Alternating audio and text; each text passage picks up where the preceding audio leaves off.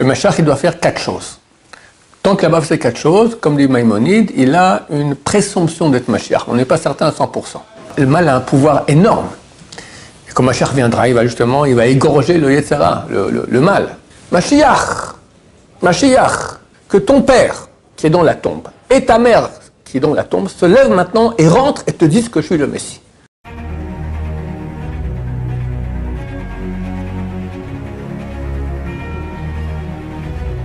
La question de M. Picciotto, oui.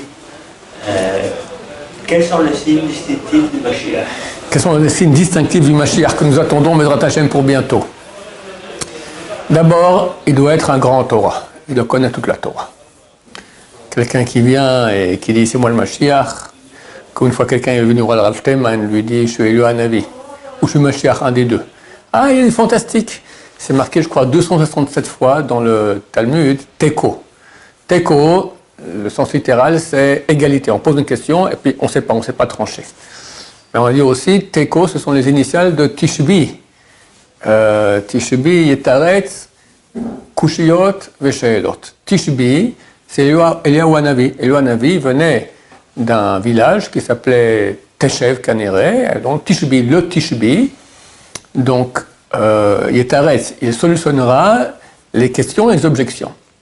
Donc le Rav Shimon dit fantastique. Alors vas-y, il commence il lui connaît par cœur. Le premier Teko, alors c'est quoi la réponse? Le type il ne sait rien du tout, il ne sait même pas de quoi on parle. D'accord? Allez, dégage, terminé. Donc il doit connaître toute la Torah. Ensuite, il doit être un grand sadique. Ensuite, il doit avoir souffert jusqu'à ce moment-là. C'est écrit dans Yeshayahu que le Mashiach il souffre de nos péchés. Et d'ailleurs, les chrétiens ont utilisé ça pour leur idole. Maintenant, c'est clair, il doit être très humble. C'est écrit aussi qu'il est extrêmement humble. Et c'est tout à fait insuffisant pour être Mashiach. Le Mashiach, il doit faire 4 choses. Tant qu'il n'a pas fait ces 4 choses, comme dit Maïmonide, il a une présomption d'être Mashiach. On n'est pas certain à 100%. On sera certain que lorsqu'il va faire, et ces 4 choses-là, ce n'est pas forcément dans l'ordre que je dis, on ne connaît pas l'ordre chronologique. Il doit gagner les guerres de Gog ou Magog. Vraisemblablement, nous partons vers une guerre mondiale. Quelqu'un m'a envoyé à la télévision américaine. Donc ils ont invité un homme politique américain. Et le journaliste lui dit alors vers quoi on va? Alors il lui répond on va vers Armageddon. Moi qui ne suis pas un homme très cultivé, ni même culturé. Alors, je suis allé regarder, c'est quoi Armageddon, d'accord, alors c'est un terme en anglais, je crois. C'est la guerre de fin de temps. La guerre des fins des temps. Donc, clairement, l'homme politique américain dit on va vers ça. Or, on sait que l'Amérique a amené ses bateaux, ses porte-avions, 10 000 soldats en Arabie Saoudite, etc. Et ils vont attaquer l'Iran, vraisemblablement. Et l'Iran, il a comme ami la Chine et la Russie. Alors, la Chine a amené aussi 6 navires en mer Méditerranée. La France a amené aussi un bateau pour ne pas rester nul, pour ne pas montrer qu'ils sont nuls, pardon. D'accord? Et ce matin, on va dire encore, l'Australie, elle amène aussi des bateaux. Bon, ça va être le grand méli-mélo. Ici, en Israël, en tout cas proche d'Israël. Pourquoi je raconte tout ça? Donc, on va rentrer dans ce qui s'appelle les guerres de Gog ou Magog. Et à la fin, il y a l'union de tous les peuples contre nous. Comment ça se fait que tous les peuples qui ont l'air d'être avec nous sont vraiment peut-être pour notre coup se mettre contre? J'ignore. J'ai pensé qu'il suffit que Mashiach dise « coucou, c'est moi ». D'accord? Et qu'on voit et qu'il aura des pouvoirs. C'est un peu comme Moshe Rabbeinu. Moshe Rabbeinu, Moïse, il va en Égypte sauver le peuple juif. Il va voir Pharaon, lui dit « qui es-tu » ? Je vais au nom de Dieu. Connais pas, allez, dégage. D'accord? Alors, il a dû faire des miracles, il a dû faire des choses qui ont montré qu'il était vraiment envoyé de Dieu. Donc j'imagine qu'il y aura des choses pareilles. Et comprenez que lorsque Mashiach dit, voilà, le moment est arrivé, dévoilement de Dieu, c'est normal que tous les peuples se liguent contre lui. Pourquoi? Parce que actuellement, c'est quoi la valeur des peuples? Son économie, sa puissance militaire,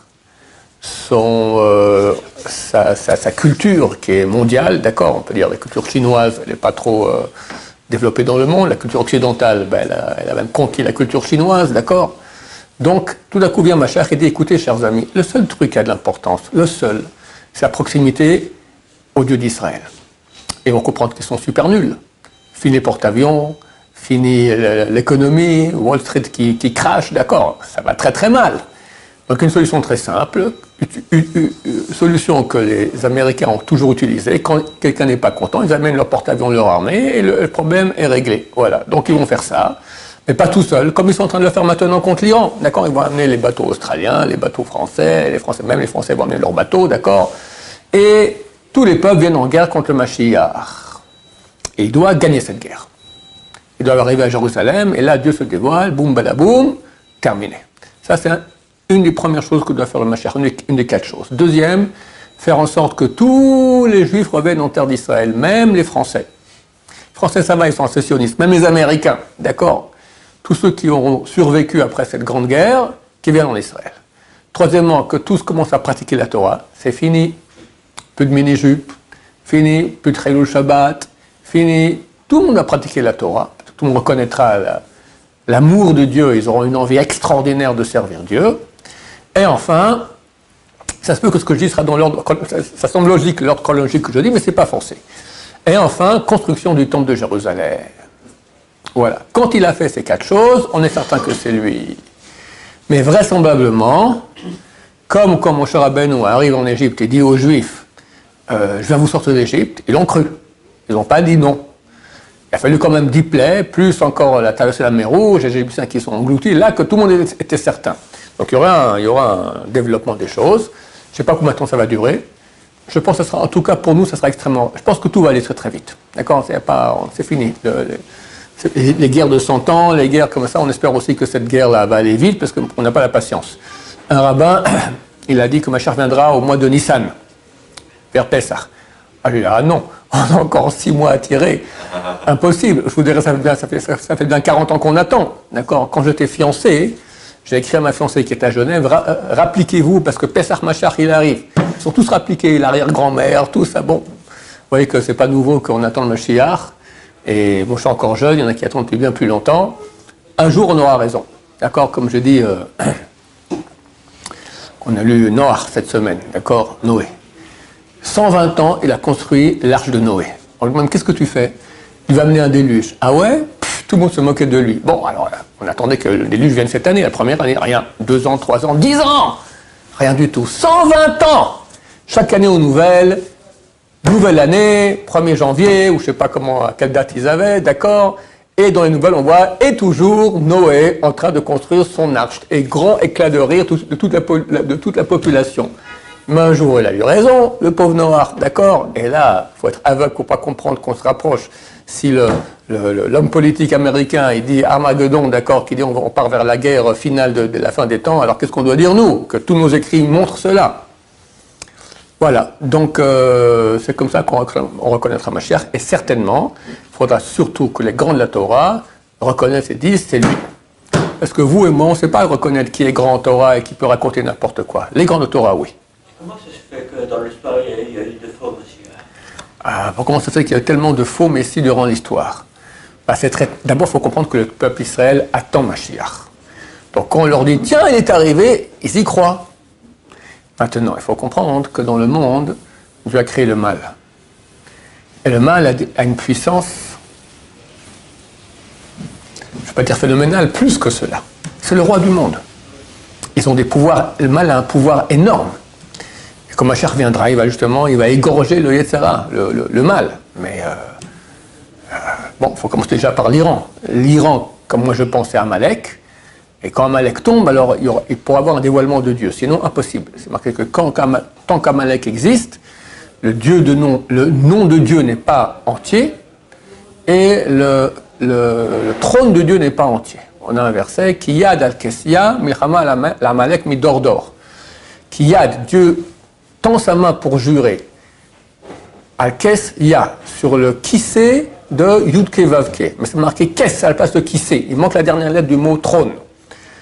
Ya, c'est pas oui en allemand, c'est les 2 premières lettres du nom de Dieu. Yudke Vavke. D'accord? Mais c'est marqué dans le verset, Kiyad al-Kessia. Milchama l'Amalek midordor. Guerre contre Amalek de génération en génération. Donc le grand empêcheur de tourner en rond, la source du mal, c'est Amalek. Et je pense que c'est l'Iran, parce qu'on voit que ce sont les grands ennemis d'Israël. Et quand il tombe, alors un dévoilement de la vérité très très grand. Alors j'ai commencé à dire que le mal, alors là le mal sera égorgé, éradiqué, ok? Mais jusqu'à là, il a un pouvoir énorme.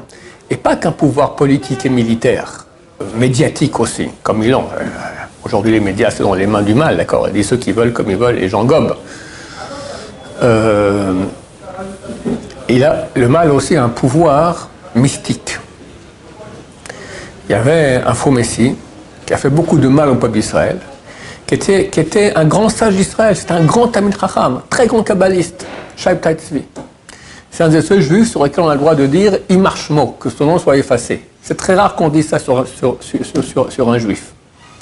On le dit sur l'idole des chrétiens, on le dit sur Shabtai Tzvi, et j'ai un ami qui était voir le Rav Steinman, enfin un ami, le frère de mon gendre, qui était voir le Steinman et qui s'est plaint de ce qui se passait ici en Israël. Alors Steinman, il a dit sur Lapid qui est la tête de la gauche anti-religieuse en Israël, a dit « Marshmo », d'accord, il a dit ça aussi.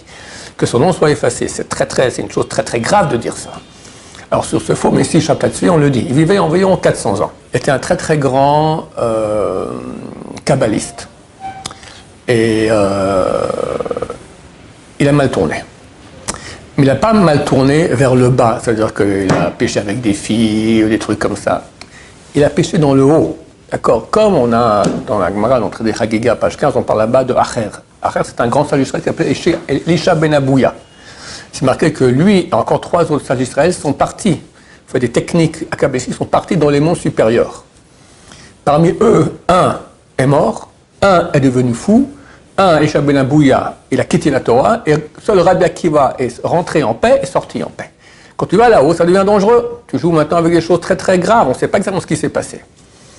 Alors ce grand sage d'Israël est devenu, on l'appelait Acher. Acher, c'est un autre, d'accord? Il a complètement quitté la Torah. Alors, mais il n'a pas quitté la Torah parce qu'il avait envie de faire des péchés. C'était dans les notions très très mystiques et hautes. Idem ce Shabtai Tzvi, qui est un très grand kabbaliste. Et il s'est proclamé Messie. Mais il faut que le temps le proclame. Alors attendez. Alors il y a un qui est aussi un très grand Talmid Chacham aussi à l'époque, qui s'appelait Rabbi Nathan. Et Shabtai Tzvi était à Gaza. Pas Gaza actuelle. À l'époque, Gaza, c'était une ville normale, il y avait beaucoup de juifs, une communauté juive très florissante. Pendant une nuit entière, Rabbi Nathan et Shabtai Tzvi discutent des deux, se disputent qui Mashiach. Chacun, non c'est moi, non c'est moi, non c'est moi, non c'est moi. La fin, Rabbi Nathan a accepté de reconnaître que c'était Shabtai Tzvi. Il est devenu son prophète. Il est devant lui, tout ça, du chauffard, voilà, c'est lui, tatati, tatata, tatata. On était quelques années après l'expulsion d'Espagne. Le peuple juif souffrait terriblement. Mashiach. Et c'était un grand sage. Et il faisait des miracles. C'est ça la grandeur, le danger qu'il y avait. Certains grands rabbins se sont opposés à lui. Il y a un rabbin à Amsterdam, le rabbin Fasportash, s'est opposé. Il a dit c'est un imposteur. Shabtai Tzvi est parti à Amsterdam. Et le rabbin Fasportash a appris que Shabbat, il voulait venir à Shabtai Tzvi dans la synagogue du rabbin Fasportash. Il a fermé les portes. Il est venu. Shabtai Tzvi a défoncé les portes, chose interdite à Shabbat. Il est rentré avec sa communauté comme ça, dans la synagogue de Rav Portage, je lui ai dit, si c'est moi le Messie, que ton père, qui est dans la tombe, et ta mère, qui est dans la tombe, se lèvent maintenant et rentrent et te disent que je suis le Messie. La porte s'ouvre, on voit un vieux pépé rentrer, une vieille mémé rentrer, les parents du Rav Portage, ils disent, c'est le Messie. Ah, pas mal, hein? Le Rav Portage, il n'a pas perdu la direction des choses. Il dit, c'est marqué qu'il faut honorer son père et sa mère quand ils sont vivants, pas quand ils sont morts. Il a pris un bâton sur son père, sur sa mère. Les deux sont transformés en chiens et sont partis en courant. Alors c'est quoi? Ce sont des pouvoirs, des forces du mal, qui sont très grands. Donc, que fait le pauvre peuple d'Israël? Quand quelqu'un vient et dit le Messie, etc., très souvent, ça fait des gros malheurs. Il y en a. Le Rambam écrit une histoire terrible. Le Rambam écrit qu'à l'époque de son père, Rabbi Maimon, ils habitaient à Cordoue, en Espagne. Il y avait dans une grande ville en France qui s'appelle Lyon. Je vous laisse deviner où ça se trouve, d'accord? Une communauté de 10 000 juifs, c'est énorme pour l'époque. 10 000 juifs! Je ne sais pas si aujourd'hui il y a à Lyon 10 000 juifs, d'accord? À l'époque, il y avait. Et quelqu'un s'est fait prendre pour le Messie. Et qu'est-ce qu'il faisait comme truc? Il jouait à Tarzan. Il sautait d'un arbre à l'autre comme ça, comme Tarzan, d'accord, avec les lianes. Il passait comme ça d'un arbre à l'autre. Ok, puis elle dit à tout le monde, on part en Israël. Ils sont tous descendus, la communauté sont partis, ils sont allés à Marseille, ils ont loué des bateaux, ils sont partis pour aller en terre d'Israël. Et le chef de la flotte des bateaux, il a détourné les bateaux pour la Tunisie, il a vendu tout le monde en esclavage. 10 000 juifs qui avaient la foi en Dieu, qui ont quitté tout pour aller en Israël recevoir le Mashiach, vendus en esclavage. Donc, très souvent, la foi en quelqu'un comme quoi il est le Messie ou il va amener le Messie, ça fait des grands malheurs. Aujourd'hui, le peuple d'Israël est très froid quand quelqu'un parle d'être le Messie. On se méfie beaucoup à cause de tout ce qui se passait déjà. Il faut dire que de toute façon aujourd'hui, tous les signes montrent qu'on est proche du Messie, chose qu'il n'y avait pas à l'époque. Beaucoup de gens m'ont dit, mais à la Shoah aussi, tout le monde attendait le Messie. C'était aussi une guerre mondiale, oui, mais il n'y avait pas de rapport. Aujourd'hui, la majorité, en tout cas la moitié du peuple d'Israël, se trouve en terre d'Israël. Terre d'Israël qui était désertique a donné ses fruits, c'est le signe le plus grand d'après la Gemara, traité Sanhedrin, page 98. Il y a un grand mouvement de tchouva qui n'a jamais eu de l'histoire. Et c'est marqué que le Mashiach ne peut venir que s'il y a une grande tchouva dans le peuple d'Israël, et c'est le cas actuellement. Parce que l'État d'Israël qui a été créé, c'est un État laïque qui a voulu rendre le peuple d'Israël goy, laïque complètement. Et le fait qu'il y ait une tchouva aussi grande dans le peuple d'Israël, c'est un miracle extraordinaire. Et maintenant, le monde arabe militaire, d'accord, les pays arabes militaires, où toute leur puissance est tombée, ils n'ont plus. Aujourd'hui, les seuls ennemis que nous avons, ça vient de l'Iran. Ils utilisent les Arabes, comme Gaza et comme Hezbollah au Liban. Mais ce ne sont pas les Iraniens, c'est eux qui payent, c'est eux la source, d'accord. Ce n'est pas des Arabes. Ils parlent, je ne sais pas ce qu'ils parlent, s'ils parlent l'arabe ou le perse. Ils ont la religion islamique, mais ils ne sont pas arabes. Ils sont même pas Noach, il avait 3 fils. Shem, Ham, Yefet. Nous, on descend de Shem. Les Arabes aussi. Ishmaël descend d'Abraham, de Shem. Les Iraniens descendent de Yefet. C'est comme les Européens. D'ailleurs, Hitler leur a dit, on provient de la même racine, aryenne. C'est pour ça qu'ils ont changé leur nom de Perse à Iran, avant la Seconde Guerre mondiale. Donc, c'est écrit qu'avant que Mashiach vienne, déjà, toute la puissance militaire du monde arabe va tomber. C'est le cas. Il y avait l'Égypte, on a fait la paix, terminé. Il y a la Syrie, ils ont une guerre civile terrible, 350 000 morts, fini, il n'y a plus de puissance syrienne. Il y avait l'Irak, l'Amérique est venue, plus d'Irak, terminé. Il n'y a plus aujourd'hui une superpuissance contre nous, militaire. Il y a des centaines de millions, non pas des centaines, des millions d'Arabes en France, au Maroc, en Angleterre, d'accord, qui ne nous aiment pas, mais ce n'est pas une puissance militaire, pas encore, du moins, d'accord. Donc tout cela montre qu'on vit une époque tout à fait différente des autres et qu'aujourd'hui, tous les signes sont là pour montrer que Mashiach doit arriver. On espère qu'il va arriver, Bezrat Hashem, Baruch Adonai, voilà, Amen va Amen.